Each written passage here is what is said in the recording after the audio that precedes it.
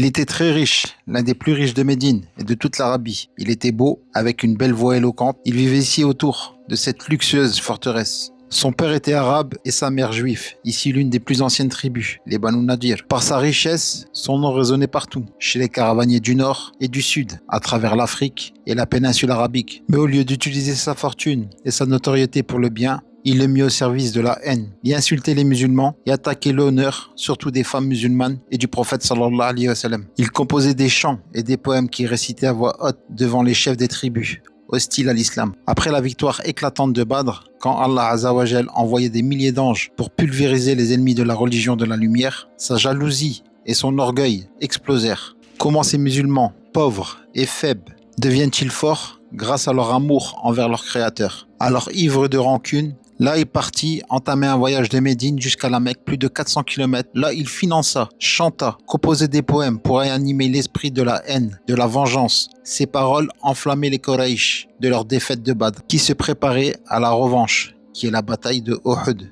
À son retour à Médine, après avoir allumé la flamme de la vengeance et qui a trahi le pacte avec les musulmans, les compagnons ne supportaient plus ces trahisons et ces insultes envers l'envoyé d'Allah. Là, un groupe de compagnons, ils vont monter un stratagème et venir ici, qui était imprenable, cette forteresse. Par une nuit étoilée, sous la pleine lune, ces dernières paroles ne furent plus des poèmes, mais des cris, des gémissements de douleur. Voilà ce qui arrive quand on fait la guerre à Allah et à son messager.